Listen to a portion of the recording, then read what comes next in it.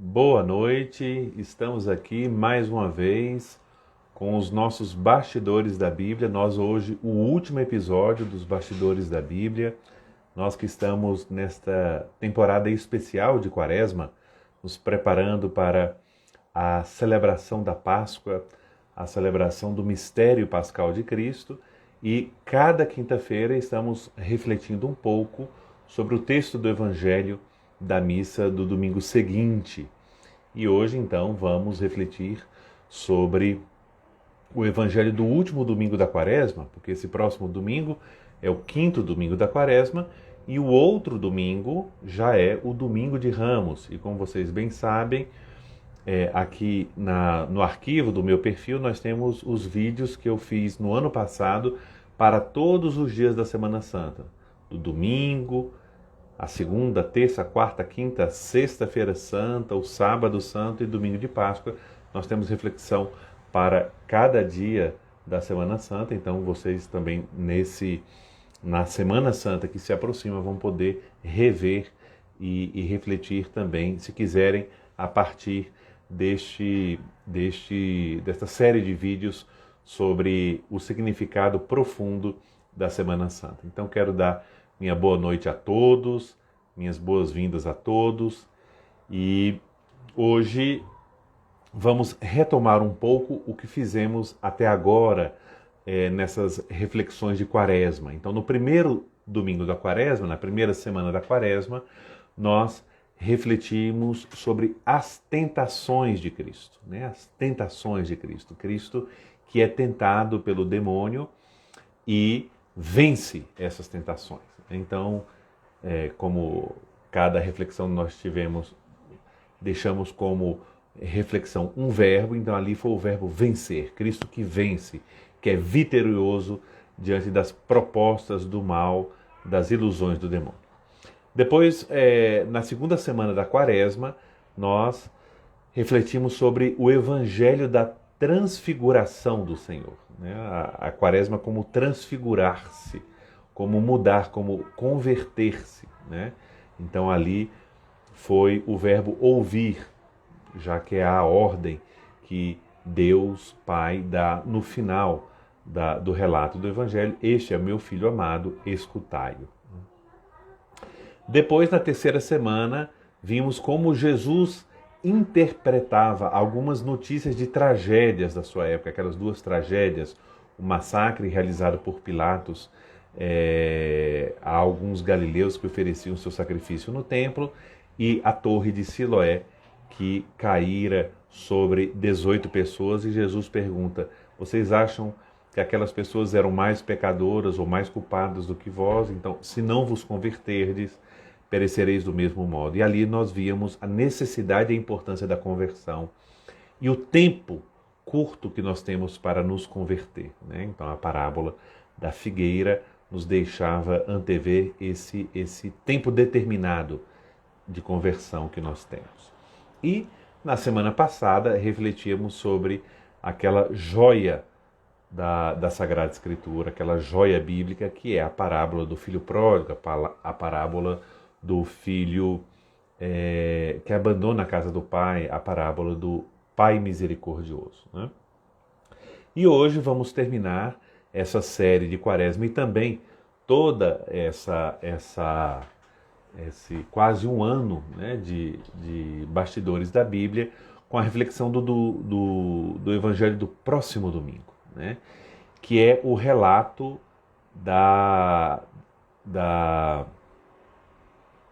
de Jesus e a mulher adúltera, né, que está no capítulo 8 do Evangelho de São João.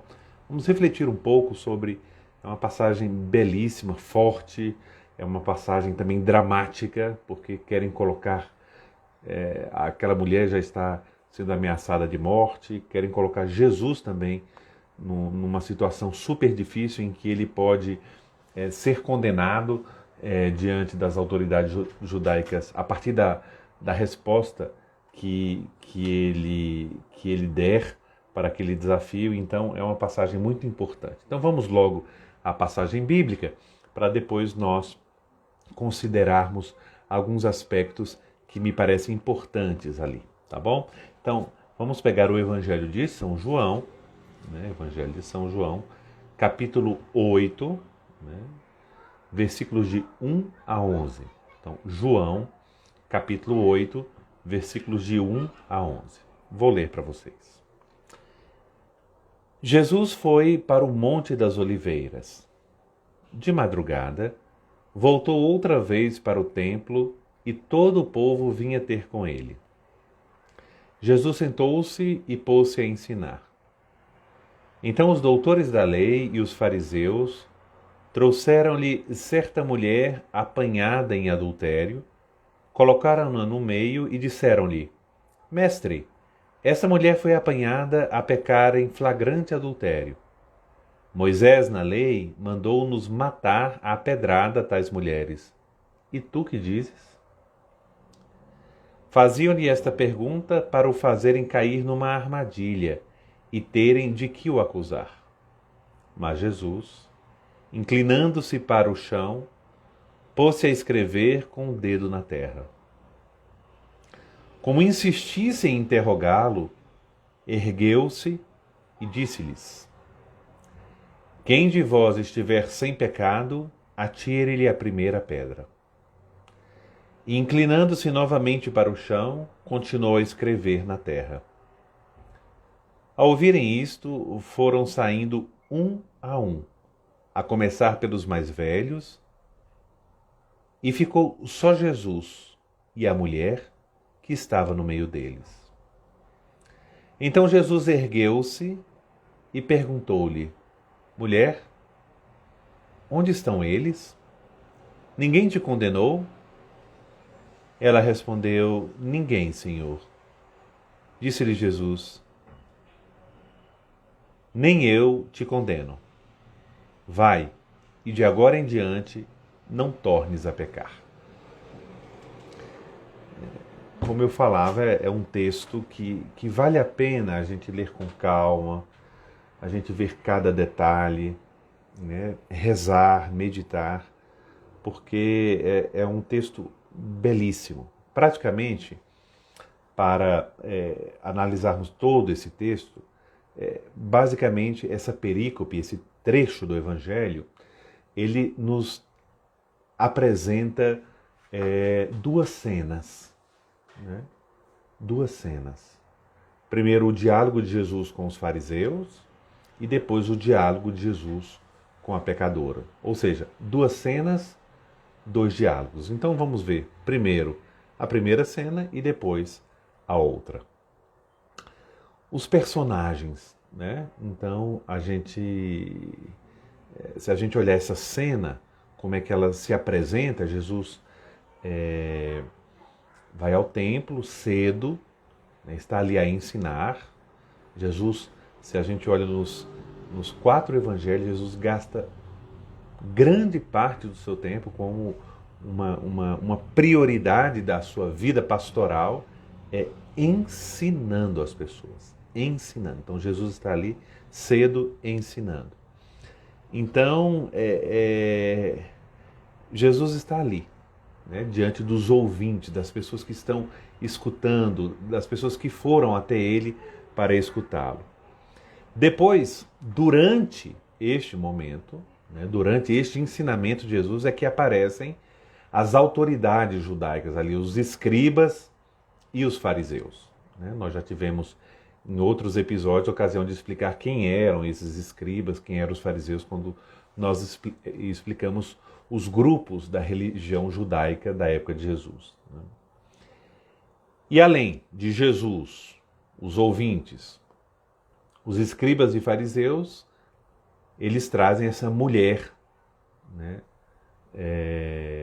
apanhada em flagrante adultério, né, segundo a palavra deles. Então, esse é um pouco a cena, né, o cenário que está ali preparado para acontecer esse diálogo entre os fariseus, os escribas e Jesus.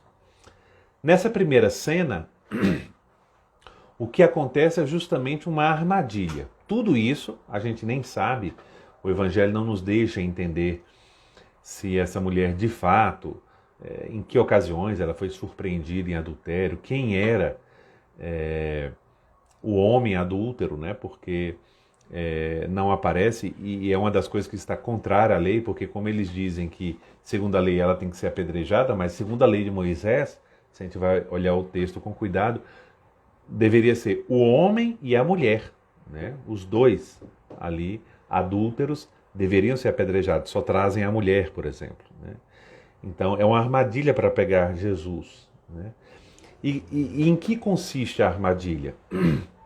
Jesus já está no final da sua vida pública, né? Ali já são cenas que vão preparando um pouco as proximidades do fim da vida pública de Jesus, se aproxima a paixão de Cristo. E a armadilha significa que eles trazem a mulher, surpreendida em flagrante adultério, coloca ela no meio das pessoas, ali, está no centro,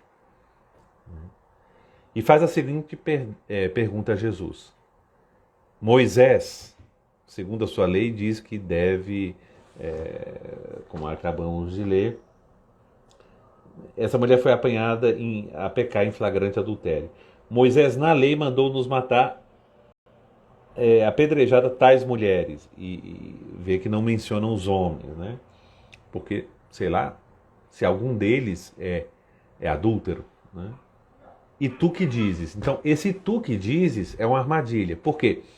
Se Jesus responde sim, sim, ela deve ser apedrejada. Então Jesus ia ser acusado tanto pelas autoridades judaicas como pelas pessoas que o seguiam e o escutavam.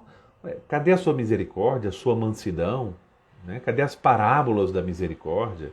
Cadê a compreensão? Né?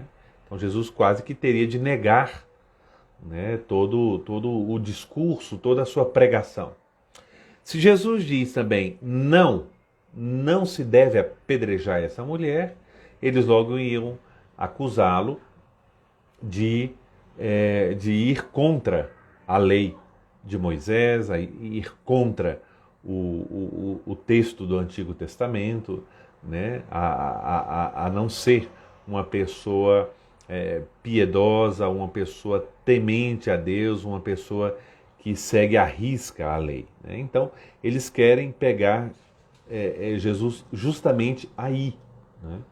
E eu quero, aqui nesse comentário desse trecho do Evangelho, seguir muito de perto aqui uma das obras que eu acho mais importantes de Santo Agostinho, que é o comentário que Santo Agostinho faz ao Evangelho de São João. Ele tem 124 homilias sobre o Evangelho de São João, e justamente a homilia 33 é sobre este episódio da mulher adúltera, né?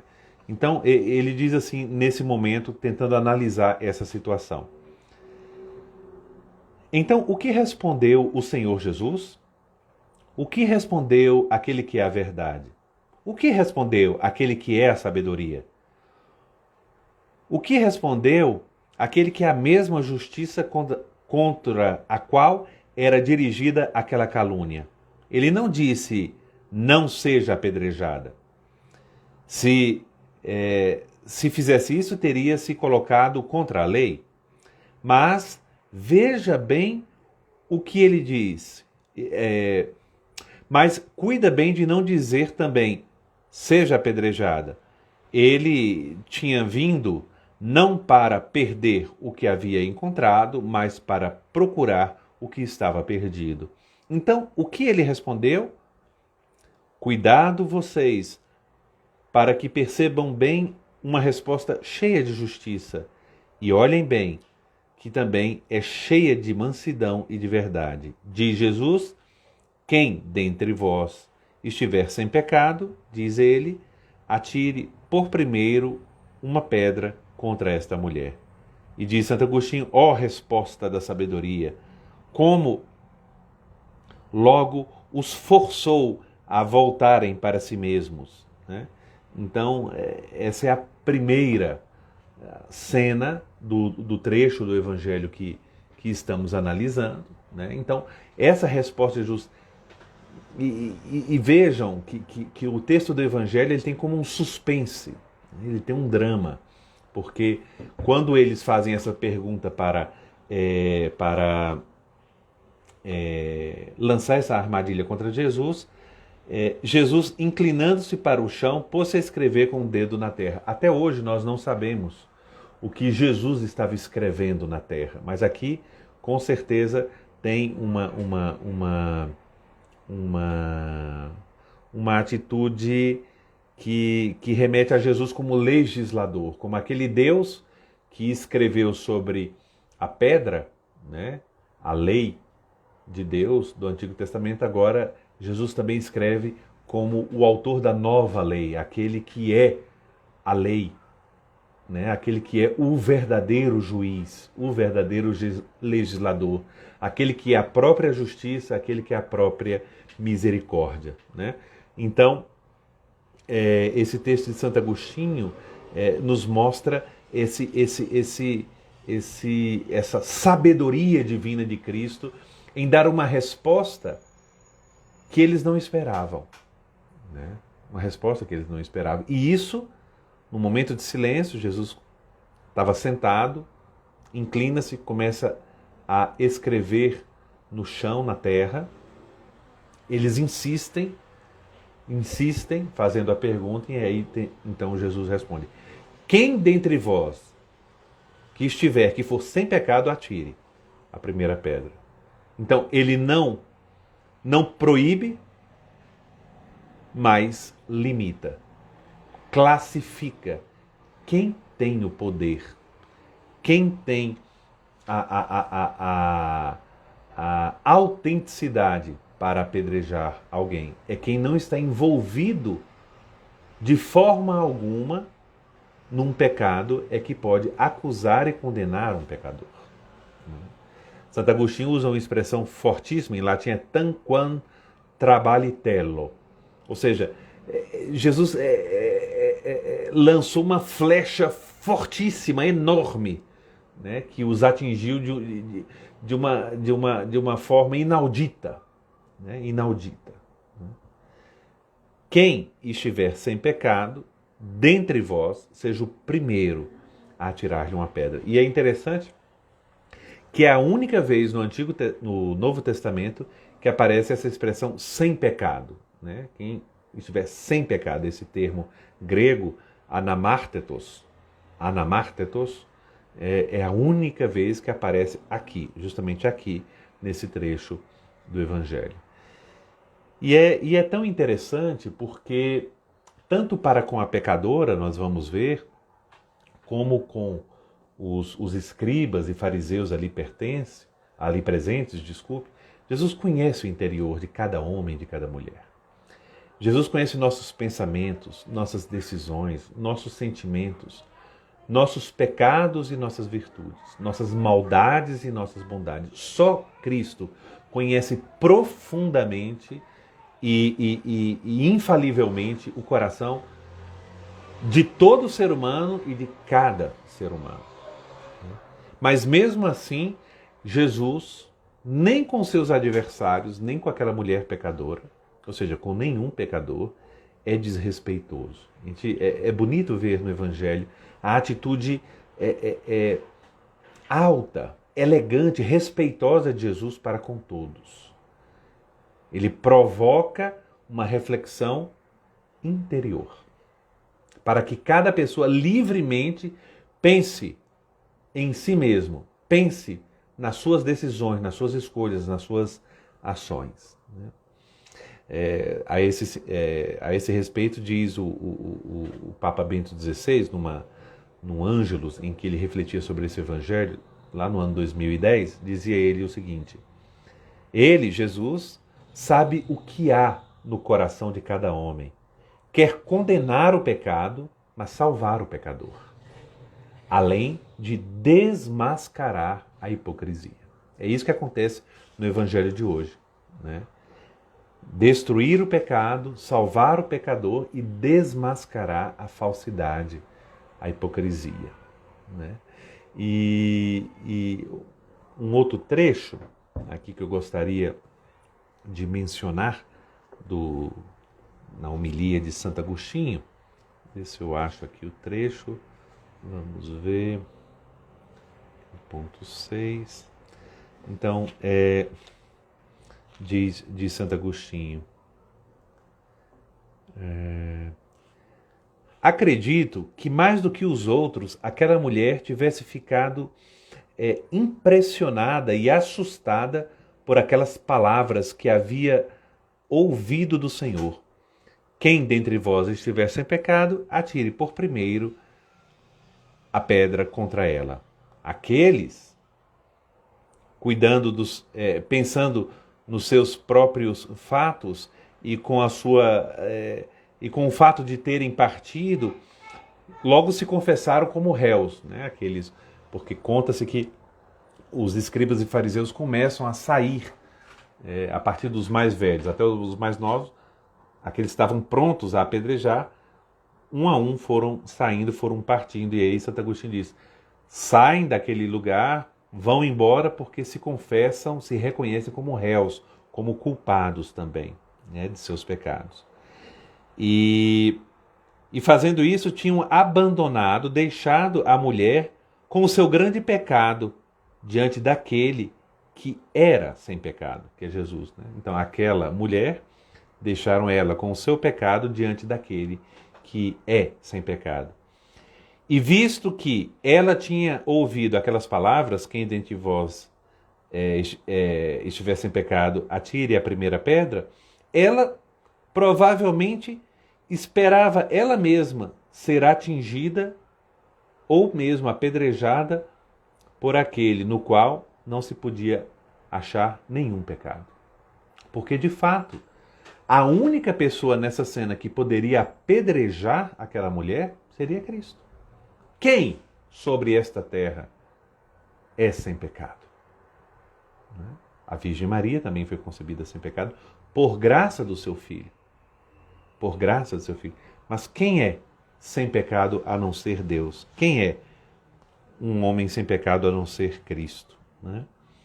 Então, é interessante essa frase de Santo Agostinho, diz: foram embora, deixaram aquela mulher pecadora sozinha com seu pecado diante daquele que não tem pecado. E aquela mulher talvez trazia no seu íntimo um medo de ser condenada, de ser apedrejada por aquele que de fato não tem nenhum pecado. Né? E é interessante esse silêncio de Jesus. Né? Jesus tem uma pausa antes de falar com os fariseus. Depois de ter falado, faz uma outra pausa, volta a escrever na terra.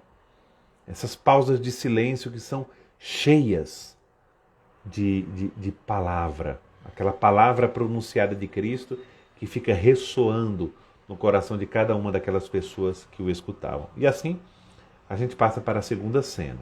Então, a primeira parte era esse diálogo de Jesus com os fariseus, em que a mulher só escuta, né? E os presentes também ali, tantas pessoas que estavam ali naquele momento. E agora o próprio Evangelho nos fala que ficam a sós, somente Jesus e a mulher pecadora. Somente os dois. Os outros todos vão embora.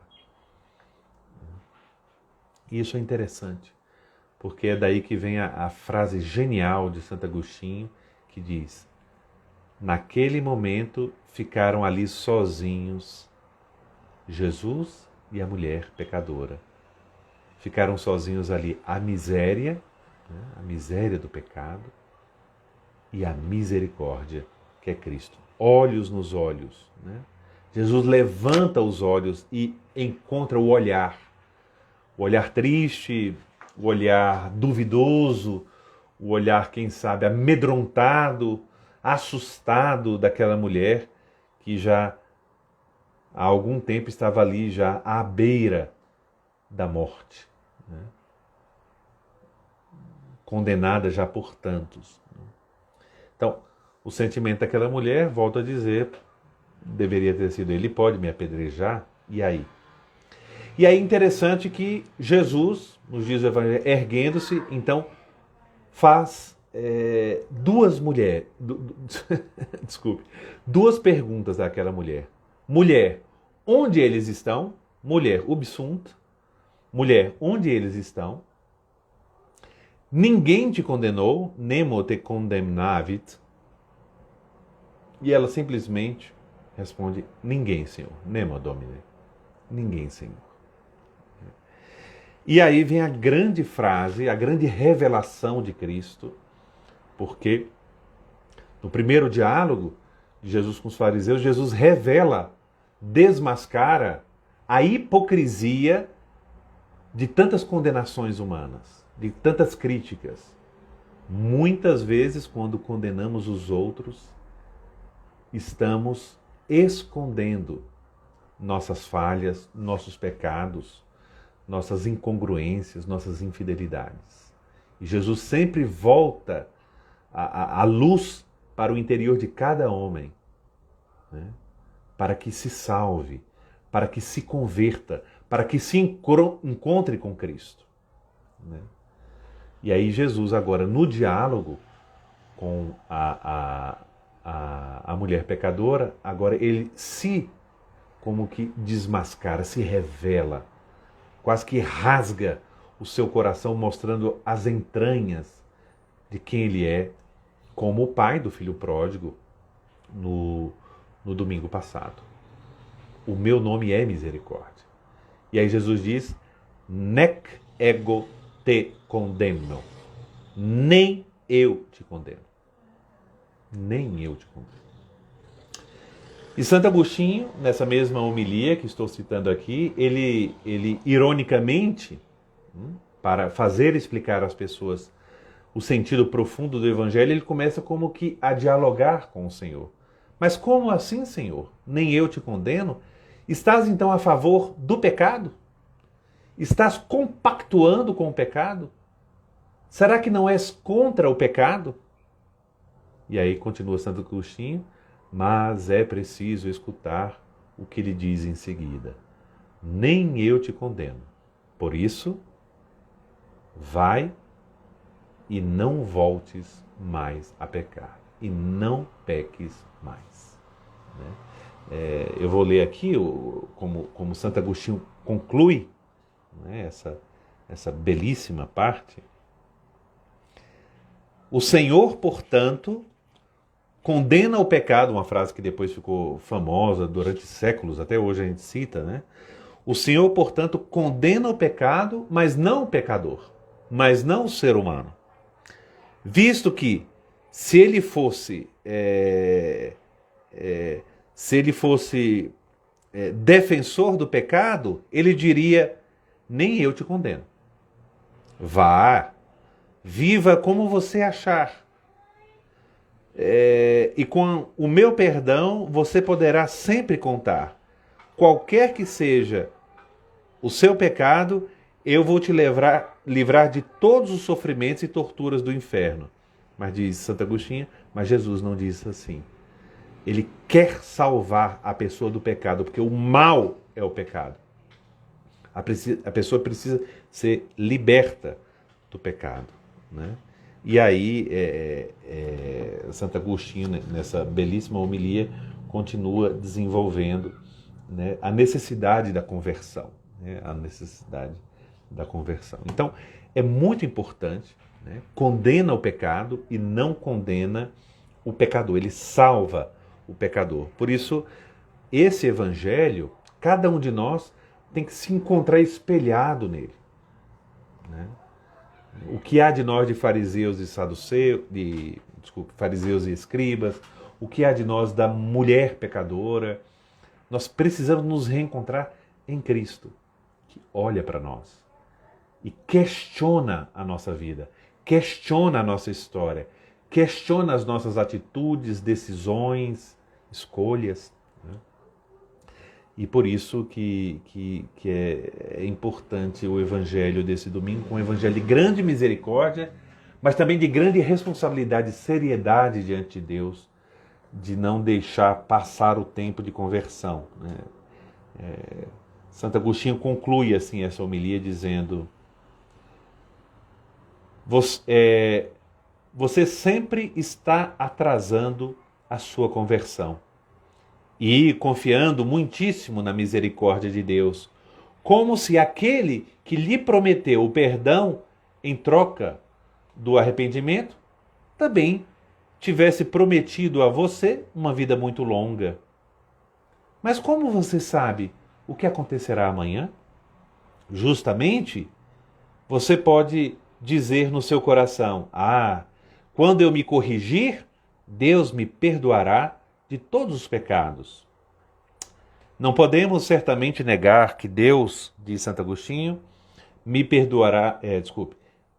Não podemos certamente negar que Deus prometeu o perdão a quem se corrige e se converte. É verdade. Mas será que.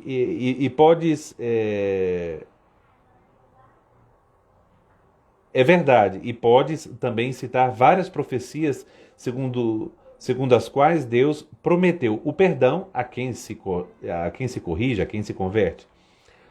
Porém, termina Santo Agostinho dizendo, você não pode, de modo algum, me mostrar nenhuma profecia na Bíblia segundo a qual Deus te prometeu uma vida longa.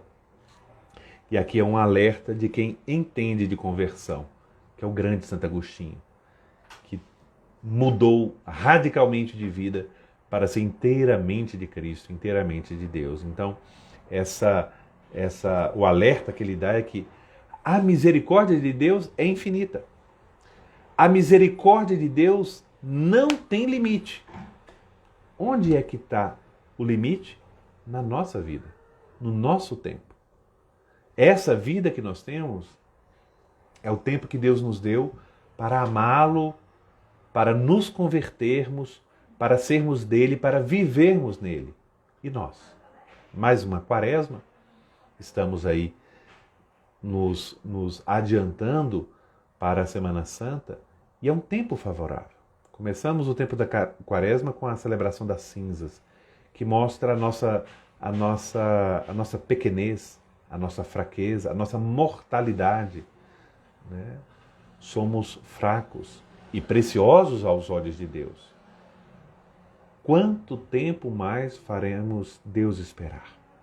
Quanto tempo mais nos enganaremos com falsas desculpas sem encontrar os verdadeiros motivos da nossa infidelidade a Deus, de nossos pecados?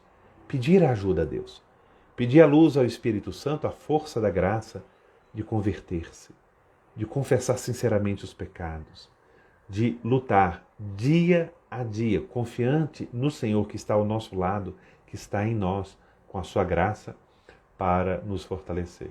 Então, espero que esse Evangelho sirva para iluminar a nossa consciência, o nosso coração, para uma autêntica e alegre conversão de vida. Eu quero agradecer também a todos vocês por esses meses em que tive a oportunidade aqui de todas as quintas-feiras ter essa live com vocês.